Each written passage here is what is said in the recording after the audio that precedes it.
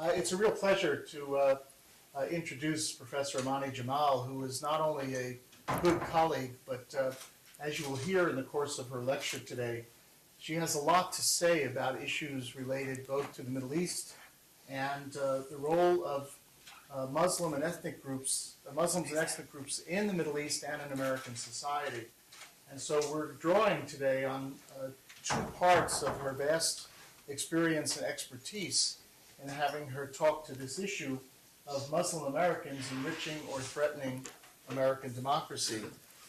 Dr. Jamal received her PhD from the University of Michigan, has already published 2 books, is working on a third. The third book is on citizenship in the Arab world, which continues a set of themes that has very much preoccupied her research and her field activities.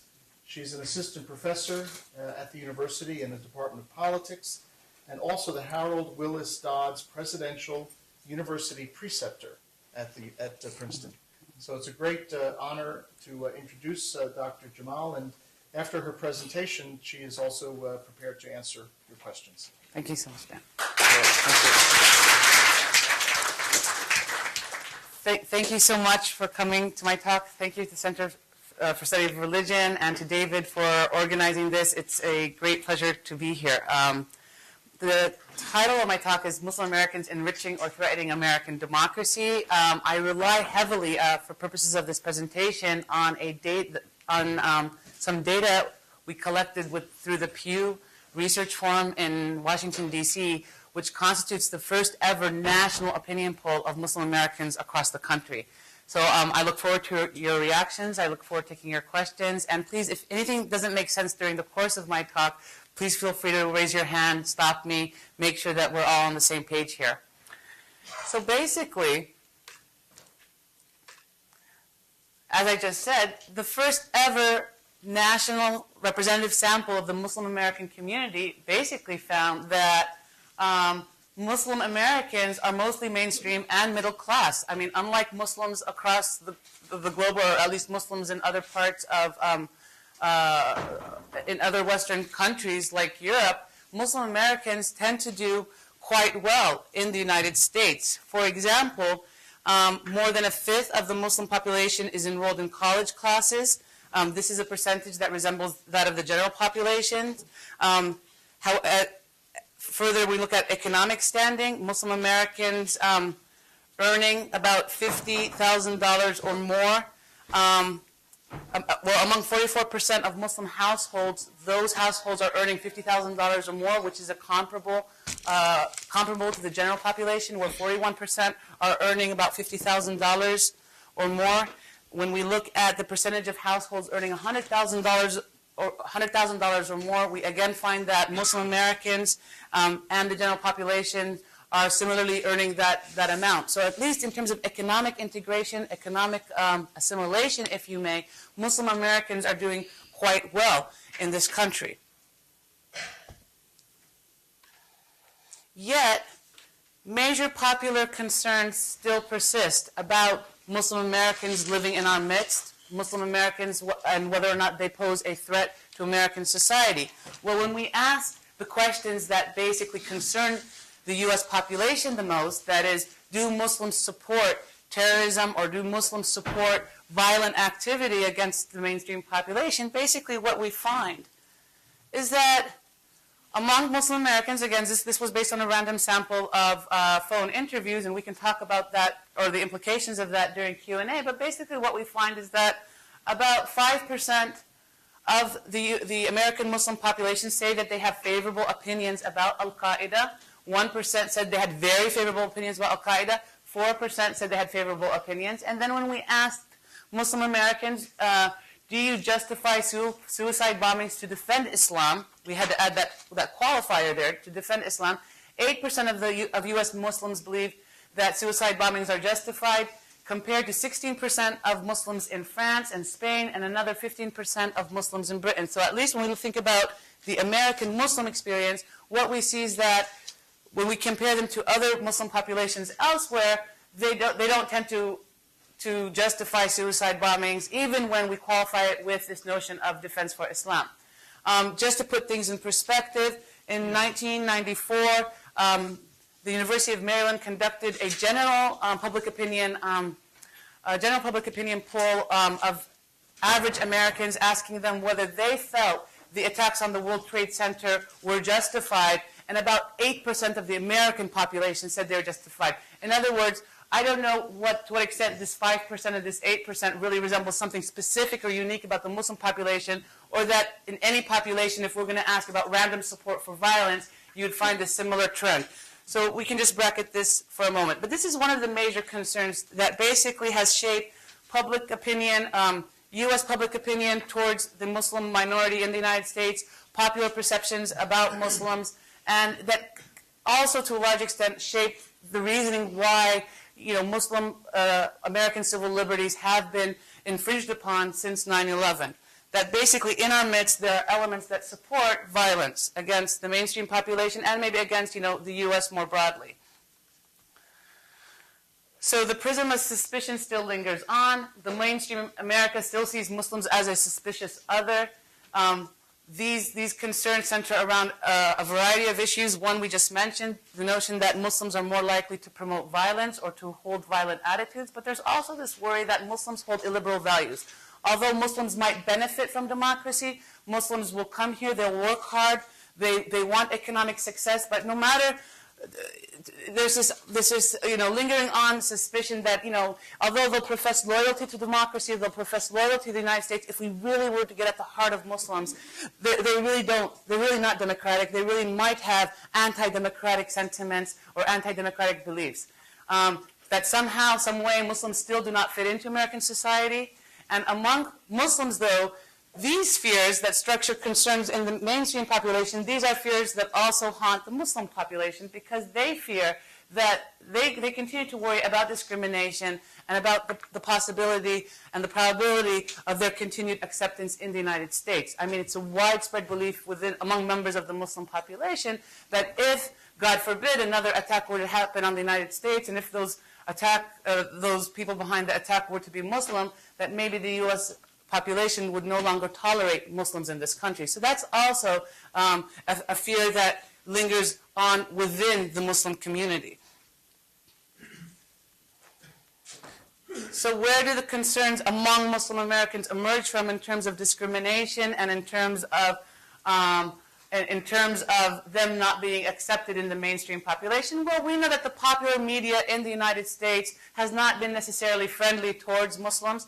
We know that the image of the Muslim terrorist has existed in the popular media way before 9/11. I mean, it wasn't news when 9/11 happened. In the mindset of ordinary citizens, more likely than not, Muslims, carrying a Quran or waging some sort of jihad against America, that's an image that's been well ingrained in Hollywood videos. We hardly ever see pictures or portrayals of your average Muslim family or child or mother or father as normal human beings in any of the popular media shows in this country. So in terms of then thinking about how the general population perceives the Muslim counterpart in this country, it's no surprise that in 2005, for example, 36% of Americans believe and continue to believe that Islam encourages violence. 37% of the American population have very unfavorable opinions about Islam. And just to put things in perspective, when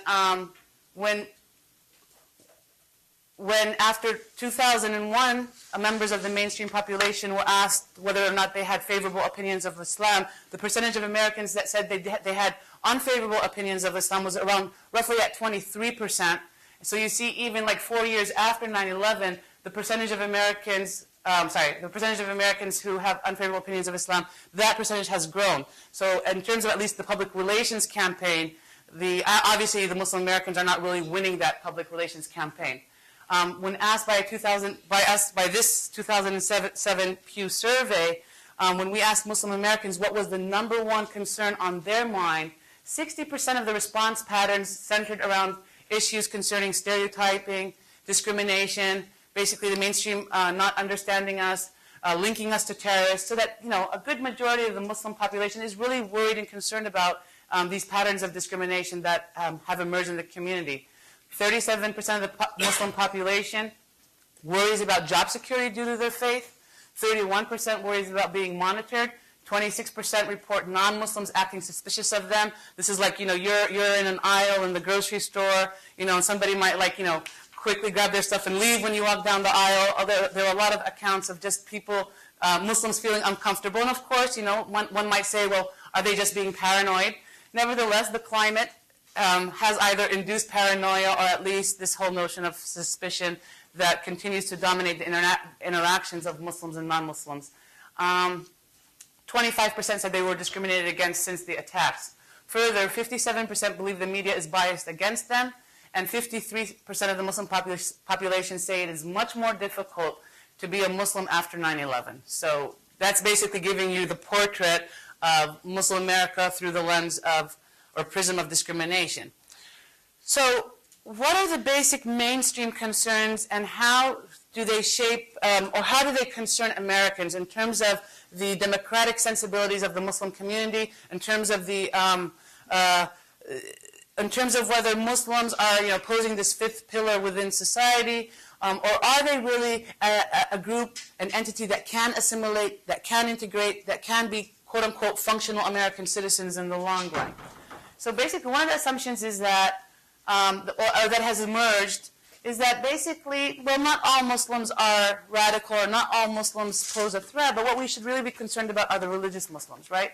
The religious Muslims who place a divine, or place a lot of emphasis on their individual worship, who attend mosques. Not only are mosques, schools where hatred against the U.S. is basically, reinforced, but then also religious Muslims tend to value Allah in a way that impedes their civic loyalties and civic duties to other citizens. So that's a big concern. And if we look at the way the FBI profiled Muslims after 9/11, they really concentrated their efforts on Muslim males who attend mosques. I mean, that was one of the profiling criteria. So let's look at what patterns of Muslim religiosity look like in this country. 40% of Muslims attend mosque at least once a week. When we compare that with the general American population, we see that 39% of Christians report a weekly attendance rate as well. So at least in terms of church attendance or mosque attendance, the two populations mirror one another. 90% of Muslims report that religion is very important in their daily lives. Similarly, we find 83% of the general population who report a similar statistic. And when we look at religious commitment measures, which is basically an index variable, or a variable that consists of multiple measures, it looks at mosque attendance at least once a week. It looks at the importance of religion and whether or not a respondent prays daily. What we find according to this definition is that 25% of the Muslim American population has a high level of religious commitment. 50% of the Muslim American population is in between. And 25%, or another quarter, have a low religious commitment. So in general, you see a nice, bell-shaped distribution of Muslims. Some are very observant, some are less so. But nevertheless, this is also a pattern that emerges in the general population as well. The way religiosity is distributed in the population. So that's one thing. We're going to come back to this when we run our empirical tests, but I won't run them in detail here. I'll talk about the findings, but just bracket the religiosity concern. Another major concern is that among Muslims who identify more as Muslim than American, those are people we should perhaps, or those are people that generate the most skepticism or suspicion. People are much more suspicious about people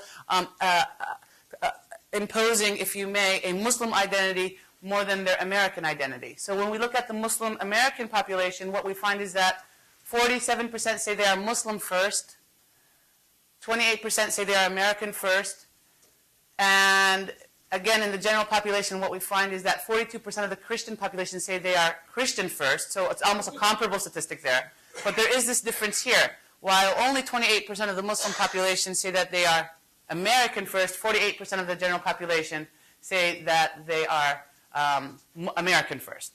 Furthermore, again, identity, issues of identity, there's this notion that, Muslims might become this ghettoized minority group. They really cannot assimilate, they can't integrate, they will, establish their own type of enclaves. Basically, that's not substantiated with what we found. Only 12% of Muslims reported that all of their friends were Muslim. Basically, 88% of Muslims have mixed friends in this country. Furthermore, 43% favor integration, with 26%, however, saying that Muslims should remain distinct from mainstream society. So again, in terms of just looking where, at least where majority sentiment is, we see that the Muslim population is pretty much for integration, except that only a quarter establish or say that they want to be American first, and we can really attribute that to another dimension in terms of basically, U.S. foreign policy. What America stands for in the world is something that doesn't resonate well with the U.S. Muslim community. I mean, for example, just to read off some statistics, based on this survey, only 35% of the Muslim population thinks the U.S. made the right decision to go to war in Afghanistan, and even smaller, 12%, think we made the right decision in going into Iraq. The general population is more supportive of the government's decision to go to war in Afghanistan, with 61% supporting the war in Afghanistan and 45% supporting the war in Iraq. So if you that's just one dimension of where Muslim Americans differ from the general population in terms of how they view our foreign policy. I mean, the fact of the matter is that the foreign policy is also, geared towards Muslim countries, probably shapes this civilizational kind of like cleavage, if you may, on these issues. So basically what I wanted to basically, kind of test in my models here is basically look at how do patterns of discrimination, which is a concern that emerges from within the Muslim community, how do patterns of religiosity and identity, which are mainstream concerns, how do they mediate the political and social attitudes of Muslim Americans?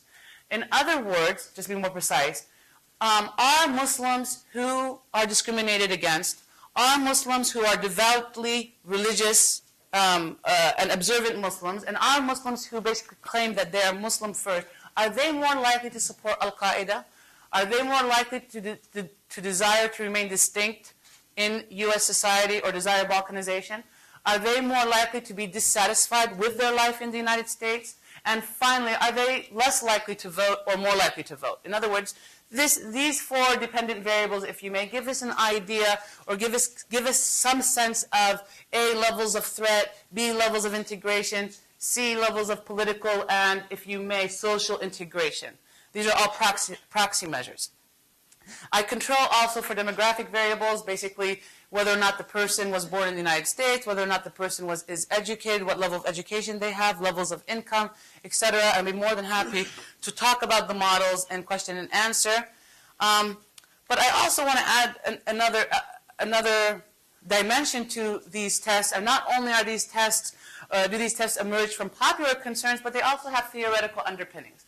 So for example, if we look at the literature that has emerged on the role of religion and the role of religious institutions in promoting civic and political activity and behavior, what we basically find is that when we look at, for example, the role of churches in the United States, especially when we look at the role of black churches, what we find is that those institutions serve as vehicles of political integration. People who attend these churches are more likely to have voted or to have participated politically. And further, when we look at the literature that emerges from the study of immigrant groups and their, especially like immigrant groups who attend mainstream religious institutions like the Catholic Church, what we also find is that these vehicles serve as, or these institutions serve as vehicles of civic and political integration. So at least theoretically, we should believe, or we should expect that the mosque, unless the mosque is drastically different than the church, it should serve as a vehicle of civic and political incorporation. In fact, in an earlier study I conducted, I found that just that Muslims who attend the mosque are more likely to have politically participated on a variety of different dimensions. Second, when we look at what role identity plays in shaping political and civic engagement in the United States, well, the record here is mixed, right? Scholars like Samuel Huntington are worried that groups and ethnic groups and minority groups that profess a strong allegiance to their own ethnic group might be less likely to engage the mainstream, and in fact they might harm the mainstream as the mainstream disintegrates because it's losing its kind of like cultural identity as well. So So that's one concern. But if you look at some of the studies that have emerged from, let's say, Jack Citrin at UC Berkeley and others who have looked at people who have hyphenated identities, what they found is that those people who assert a hyphenated identity, Muslim American, whatever American, that those individuals can and tend to be sometimes, under certain circumstances, more patriotic, actually. So at least what we can say on the identity measures and what our existing theoretical models tell us is that the record is mixed. So that's why we're going to leave a question mark and come back and analyze it with our data. Furthermore, when we look at then what's happening within the community, what role does discrimination play in the political and civic engagement of the Muslim American population? Again, here we have a mixed record. What do I mean by the mixed record? Well, on the one hand, you have a very nice, I guess, and strong scholarship in this area that really looks at the role of common fate. Basically, the common fate literature argues that people of, and this really applies to the African American experience in this country, but people who basically share similar actions or similar experiences of discrimination tend to come together. They tend to hear each other's stories, and it kind of that level of interaction mobilizes people to act on behalf of themselves and on behalf of their community. So they're more likely, if you're at the mosque and you hear that your friend was discriminated against, well, you're more likely to pick up the phone and call your local representative and say, enough is enough. So that people, because of this shared experience of discrimination, are more likely to engage the political process in a way to protect their rights. On the other hand, though, there's another model here that's called basically the black discrimination model, which basically argues no, when you look at groups who have been systematically discriminated against, they tend to withdraw from the political process, they lose their faith in the political process, they no longer want to engage the political process. So we have almost also here two conflicting accounts as to what role discrimination plays in the civic and political integration of minority groups, and here we're really looking at Muslim Americans. So what do I find? So I have the tables, so I'll be more than happy to bring them back, but let me talk about the findings. Basically, on voting, what we find is a straightforward story here. It's basically demographic in nature, as expected. If you were born in the U.S., the higher your income, the higher your education, you're more likely to have voted. None of our other variables, religiosity, so in other words, if the religious and the non-religious Muslim is just as likely to vote, or are both equally likely to vote. There's no difference. We can't say that one is more likely to vote than the other. The person who professes a strong Islamic identity versus the person who doesn't, they're both equally likely to vote. If you're discriminated against or you're not discriminated against, you're equally likely to vote. So in other words, none of the independent variables that I thought would mattered in these equations. But we still have three other measures to look at. So voting is strictly demographic. And this is really similar to all other groups in the United States. When we look at levels of satisfaction, basically, again, none of the independent variables that I was concerned with, identity, religiosity, discrimination, mattered. The only significant variable is that U.S.-born Muslims are less satisfied with their lives than foreign-born Muslims. So we'll keep that, and we'll come back to it in just a bit. Support for Al-Qaeda, basically there were only two significant findings in those equations. Remember, only 5% of the Muslim population even had favorable opinions for Al-Qaeda, but even there what we find is Muslims who had lower levels of education and US-born Muslims were more likely to be supportive of Al-Qaeda, right?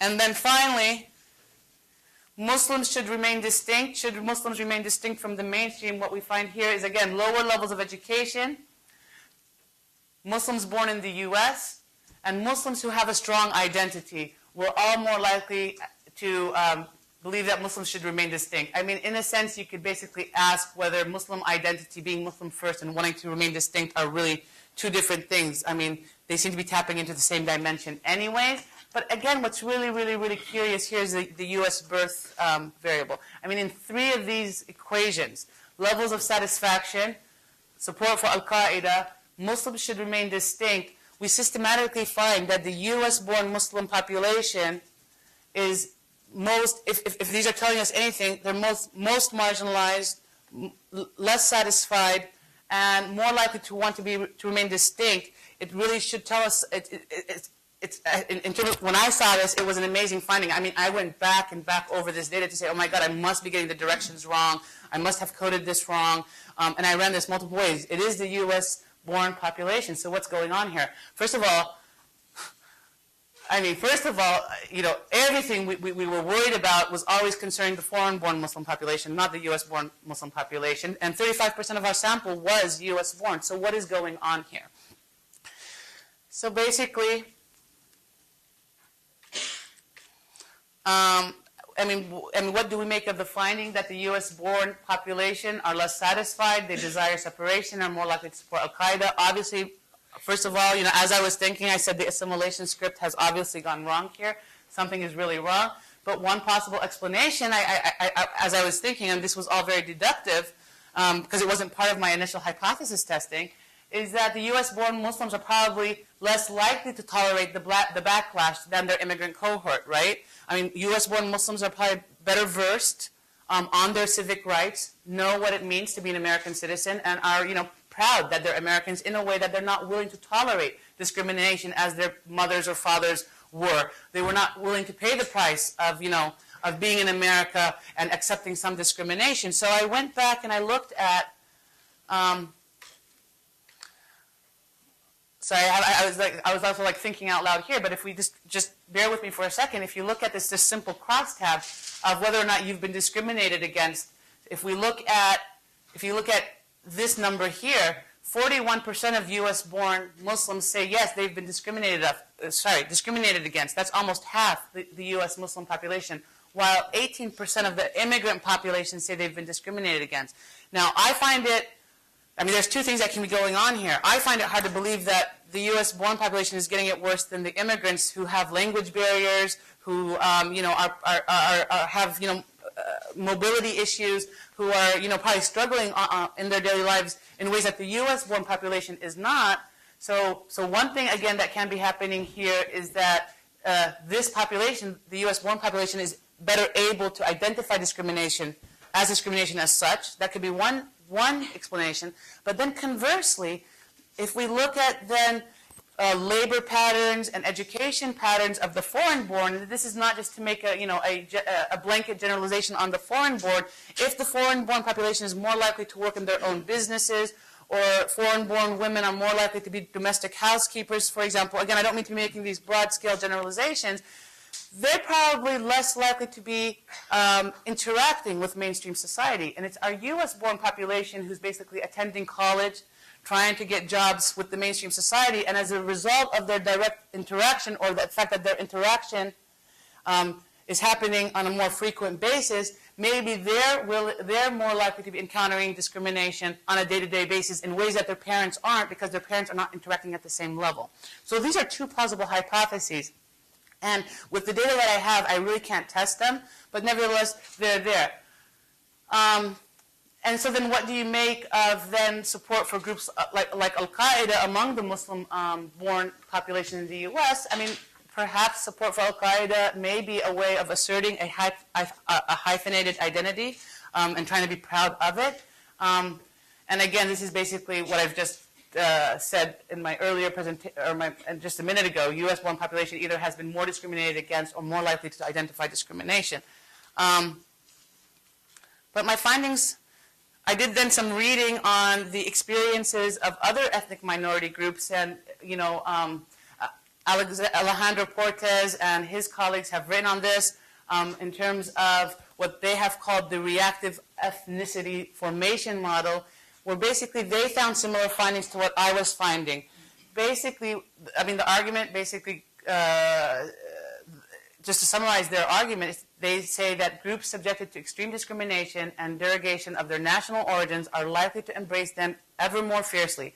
Those received more favorably shift to American identities with greater speed and less pain. So basically, and this is a pattern that shapes the assimilation of the second generation. The second generation feels that they have more choices to choose from, either going the American route or embracing the heritage of their parents. So this process also involves embracing the parents' original national identities. It's less as a sign of continuing loyalty to the home country than a reaction to hostile conditions in the receiving society.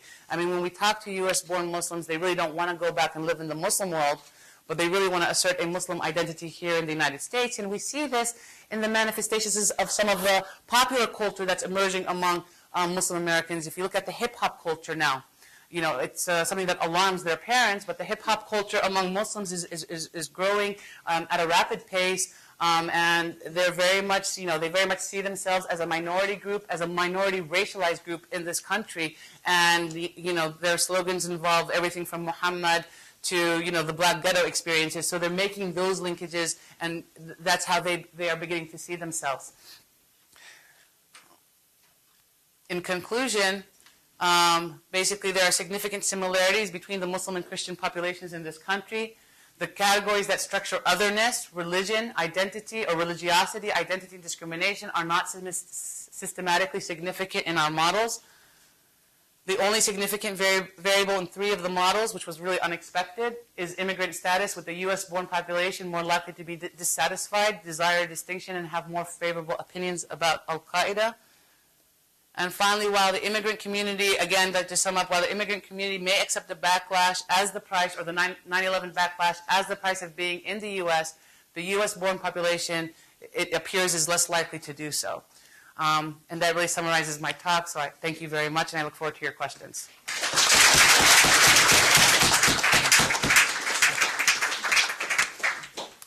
I will seize the prerogative of the chair and ask the first. In one of your earliest slides, you noted that statistics about the concerns of the general population toward Muslim Americans were actually growing in severity between 2001 and 2005.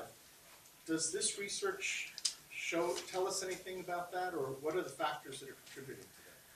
I mean, this research doesn't really tell us why mainstream public opinion has become more negative, if you may, vis-a-vis the Muslim population. I think basically, though, when we look at 2 overriding factors, you know, 2 overriding factors can potentially explain what's going on. The first is basically the war in Iraq hasn't helped, right? When we're at war with the Muslim world, especially when we're at war and things are not going well, like basically the situation right now, it's going to reflect back on the Muslim population.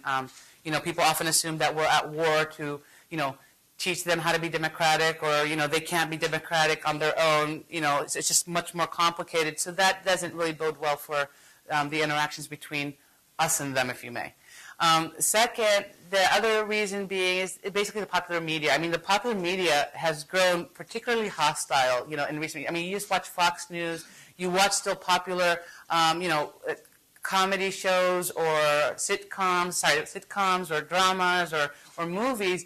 We still don't see any positive, you know, we don't see Muslims in a positive role at all in our daily lives. I mean, and I think that really poses a problem. It really poses a problem when we're also hearing stories from parents who, you know, Muslim parents whose children say, like, we don't want people to know we're Muslim. So now we have the closet phenomena, even among 6- and 7-year-olds, because they are understanding that they're not going to be received well.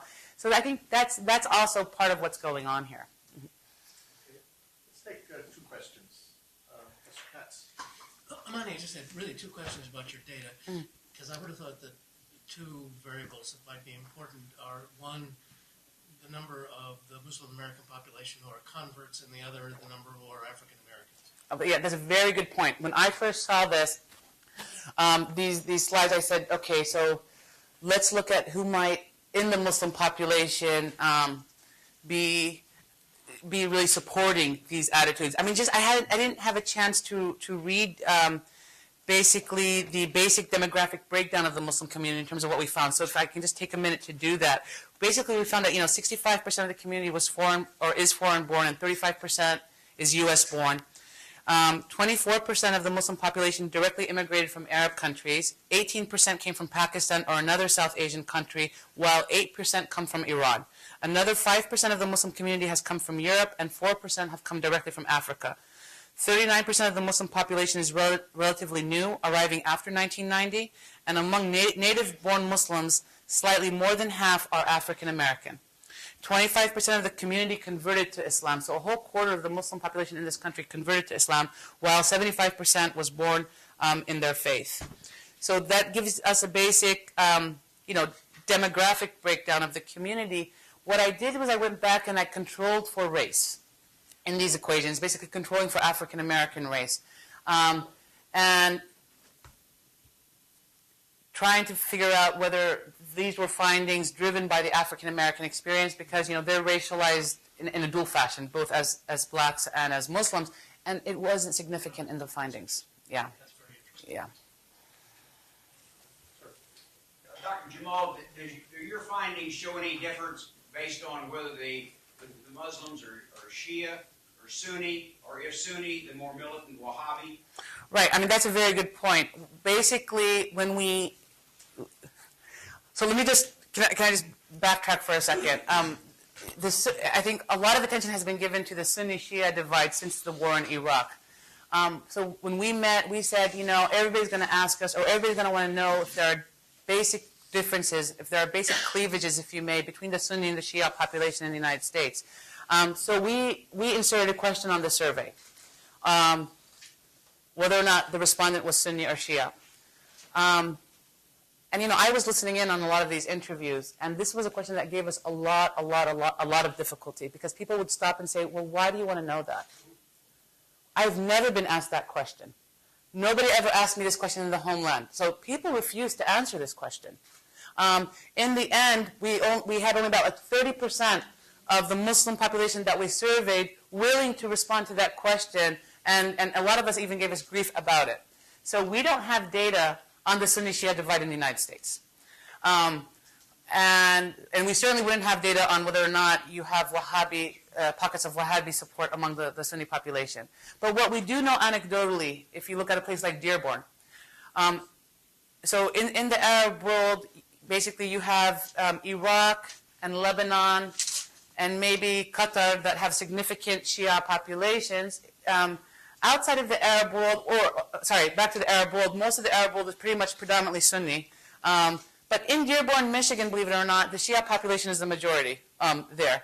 And so one of the issues that reporters have been doing, they've been going into Dearborn and basically, knocking on doors and saying, do you like your Sunni neighbors? And is there this Sunni-Shia divide? And are you guys ready to take arms against each other in this neighborhood? Remember, the Dearborn community has now been, is over 100 years old. And we've never really heard of a Sunni-Shia divide in Dearborn, Michigan, but nevertheless, everybody thinks something's going to happen soon. This is a community that intermarries. I mean, nevertheless, yes, there is a distinction. Oftentimes you might hear, like, the MSA at the University of Michigan, Dearborn, did an event that attracted the Shias, and it didn't consider the opinions of the Sunnis. But in general, this is a community that intermarries. This is a community that is integrated economically. This is a community that, they don't attend the same mosques necessarily, but they do have a lot of community functions and community activities linked to various mosques where both the Sunnis and Shias attend. So I don't suspect, even if we were able to get the fine-grained data on the Sunni-Shia divide, I wouldn't expect it to alter or to be a major variable in these findings. But of course, I'll be honest, I don't know. I guess that's the short version of the answer. Yeah. I have two questions. Please. So my first question is the integration. You asked about Muslim opinions about integration. Mm-hmm. And I just wonder how you define the word integration. But The second is sort of if you saw any differences between male Muslim population and female Muslim population views. Because I imagine there might be differences. no, those are good questions. I mean, on the integration, we ask a straightforward question, which was not the best question. Sometimes when you do survey research, you're stuck with the tyranny of the bad survey question. In other words, somebody formulated a question a long time ago, and you want to basically be able to compare your findings to that earlier findings or to cross-national context, so you're stuck with the question. So the question basically reads something to the effect of, do you believe Muslims should integrate into mainstream society, or do you believe Muslims should remain distinct? So it kind of sets up this binary either-or situation that's not very satisfying to a social scientist, but nevertheless, that's what it was. And so 43% said that they favored integration.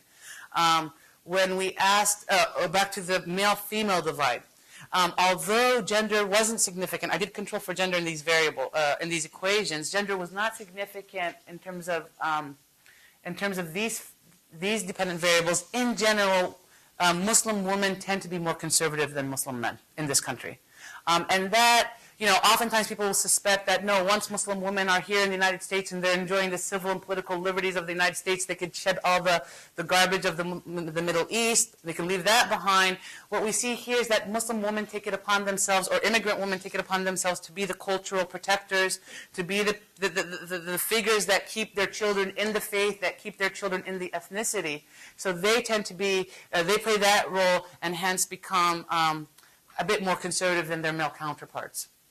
Against the backdrop of the vote today in Pennsylvania, I don't know if your findings would have it, but do you have any data on party affiliation among the Muslim voters? Yeah, actually, I'm glad that you asked that, because I do.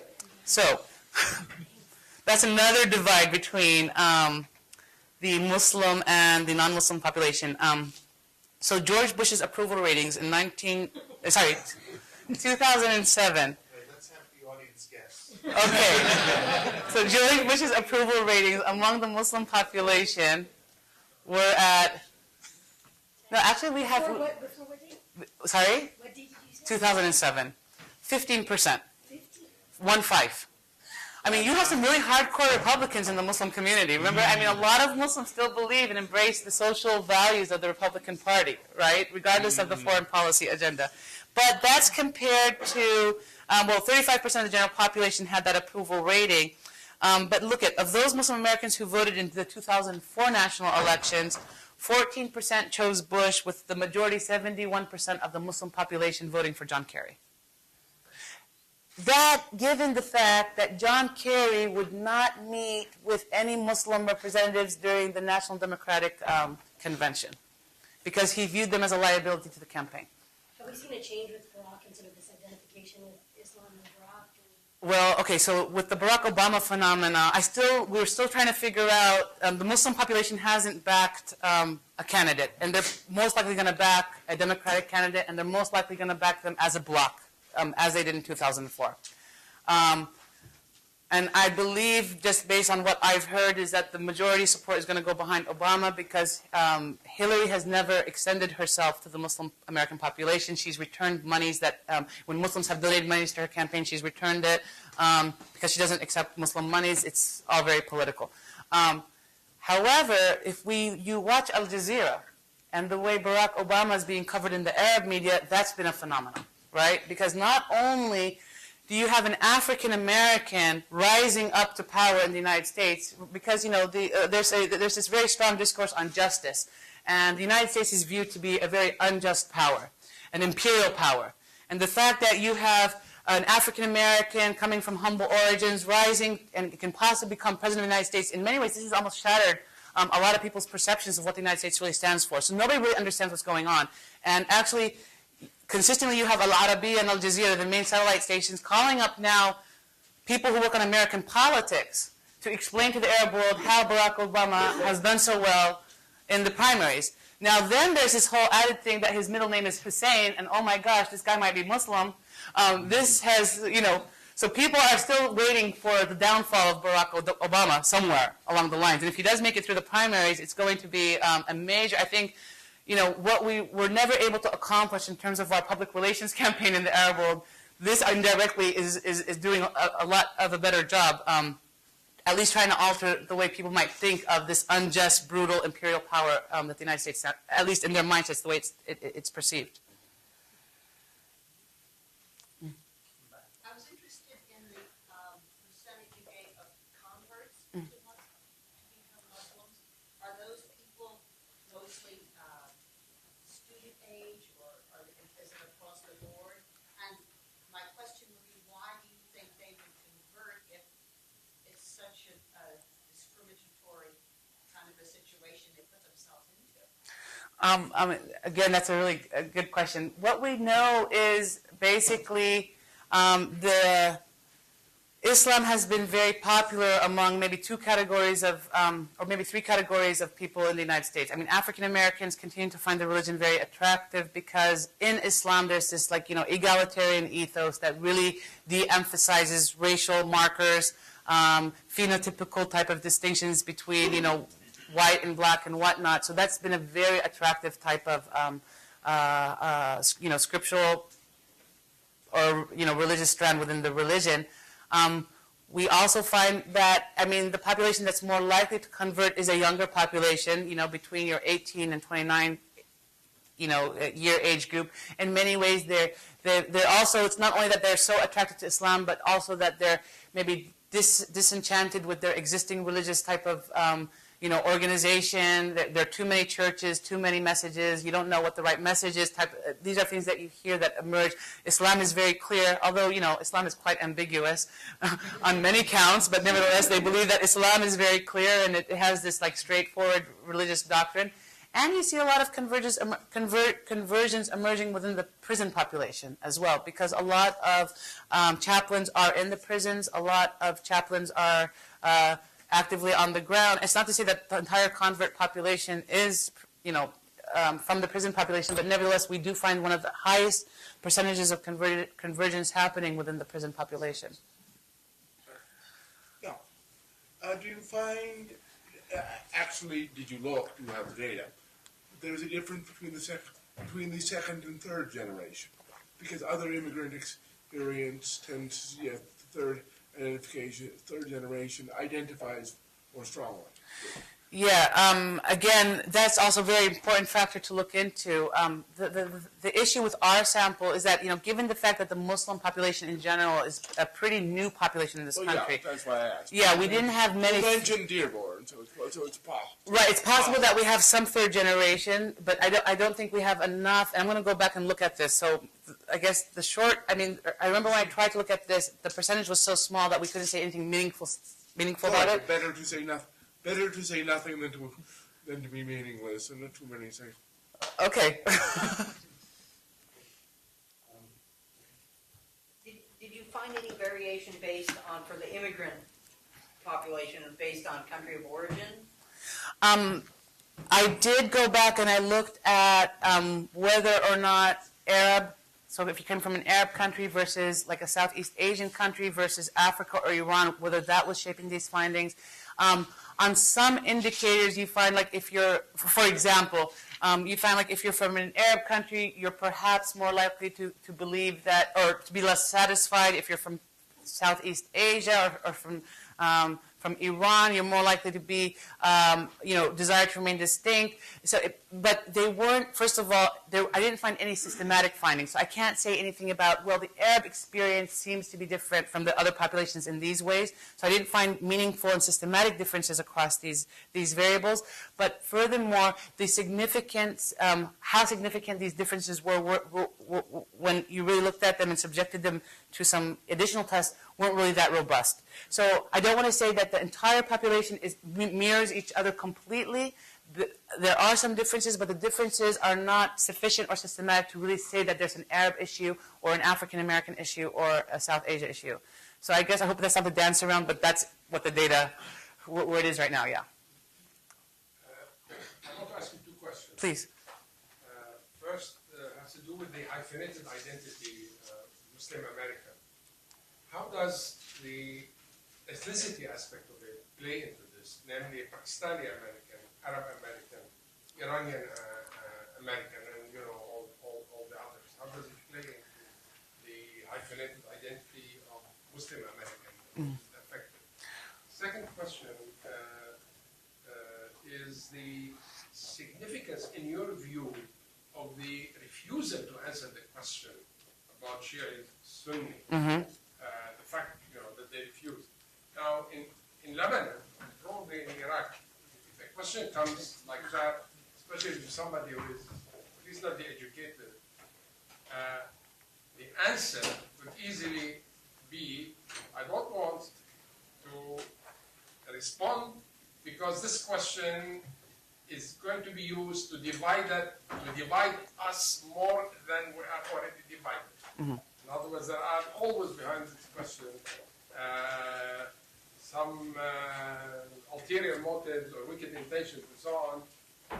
And we admit that we are divided, but it's going to be used to divide us even more. Right. Is there something like this here? Okay, so I'll answer that question first, and I'll come back to the hyphenated. I think you're right on target. I think we offended a lot of people. We offended a lot of people by basically suggesting that this is the major divide. This is what's going to classify you as a community. And people saw that. Like, people saw that this is going to be used to say that there's this huge or significant Sunni-Shia divide, and we don't think of ourselves as either Sunni or Shia in the way we pray or eat or sleep, or, I mean, in terms of how... Usually it's not true. Right. Yeah, I mean, I mean, but people were very adamant about not answering that. And in fact, towards maybe like 60% of the interviews, we actually dropped the question out of the sample because we felt that we might be harming, we're asking sensitive questions here about other dimensions of support for Al-Qaeda and whatnot, and whether they viewed George Bush favorably. We didn't want to lose respondents by trying to suggest that all we were concerned about was the Sunni-Shia divide. So I think you're right on that count. On the Muslim American hyphenated identity, well then what happens to the ethnic identities? So here, if you look at what's happened to Muslim America, if you may, it really mirrors what happened in the Arab world. So long as, I guess, so for example, let me just give you an example of a major kind of conflict that emerged here in the United States. In the 1980s, you were either Arab American or you were either Muslim American, right? You either belonged to an Arab American organization or a Muslim American organization, because the Muslim American identity was seen as excluding the Christian Arab population, right? Remember, the Christian Arab population constitutes about 70% of the Arab American population in this country. So oftentimes people think that all Arabs are Muslim and vice versa. No. And if you were in an Arab American association, or you embraced the Arab American identity, you weren't really embracing the Muslim identity, because A, you believe that there's something about being Arab American that you're comfortable with as an ethnicity. B, the Muslim identity wants to establish Islam everywhere at the expense of the Arab identity. So this was a tension, right? Do you want to be part of the whole notion of Islam, or do you want to embrace your Arab identity? Both were seen as almost excluding the other. And as Pan-Arabism in general dwindled in the Arab world, and as Arab states or the societies of the Arab countries really began to embrace their own state agendas, and Islamic politics also gained momentum in that part of the world, at least the Muslim identity gained momentum and the revival gained momentum. What you saw here in the United States is that you gradually could be both Arab American and Muslim American and participate in both sets of associations. Furthermore, there was also a conviction that had shifted here in the United States by the end of the 1980s into the early 1990s, is that numbers matter. And the Arab American population stands about, 2 to 3 million, but the Muslim American population stood or stands today about, whether we look at whoever estimates we're looking at, anywhere between 7 to 11 million. That there's power in numbers, and if Arabs could just forget about these ethnic issues, or the ethnic Muslims can forget about their ethnic identities and really coalesce behind this one unifying principle, then they could make a difference at the time of elections, in terms of lobbying, in terms of getting their voices heard. However, what happens after 9/11, immediately after 9/11, is that when it was revealed that the identities of the attackers were Arab, you saw that ethnic identity kind of fracturing the community again, right? So all of a sudden, people were keen on saying those were Arabs, not South Asians, African Americans. Well, Arabs and Muslims, right? Well, Saudi also, yeah. And then Christian Arabs telling the Arab Muslims that this was an Islamic issue. So we saw a lot of fracture within the community after 9/11. And what we're beginning to see again now is people are coalescing, trying to get their forces together as they mobilize for political purposes. I'm not. Where would you put Edward Said on this? Someone like him? Edward Said? I think Edward. Arab American? Edward Said would, no. Edward Said would definitely be an Arab American, but Edward Said was also very cognizant about the problems or the struggles that the Muslim American community was facing more generally, and he wrote about then the whole Islamic project. Yeah, absolutely. Two questions. One, I see Professor Katz has left, but his question did bother me a little bit. To what degree is it sort of apples and oranges in the sense that the inclusion of black Muslims with a completely different history, they're not immigrants and so on, and completely different racial situation in this country along with their discrimination, whether that doesn't really, in the claim it had made no difference, but what about the percentage of black Muslims among the American-born? Wouldn't that, to some degree, maybe distort this? But anyhow, aren't you measuring something different when you're asking black Muslims about their experience as distinct from the relatively recent immigrants, exceptions like the year-born? Second question, Europe. Right. That's Not comparative. I guess the superficial impression one gets is that there's more immigration in this country and than in Europe. And I wondered if there was statistical proof of this or a demonstration of this, and B, whether in fact that is the case. Yeah, no, so I'll answer the European question and come back to the African American question, or the Black Muslim question. The European comparison. So, basically, I think these findings clearly show that, yes, something better is happening in this country than in Europe. But is it really? No, as bad, comparatively speaking, levels of discrimination are much higher in Europe than they are here. At some levels, this society has been more receptive of Muslim Americans. On the other hand, we need to look at two structural differences. One, the nature of European integration of its minority groups, right, versus the U.S. integration of its minority groups. And second, the nature or the structure, if you may, of the immigrant populations in Europe versus the immigrant populations here in the U.S. So first of all, on the structural issues, you could be a third-generation Turk in Germany, and you'll still be called a Turk.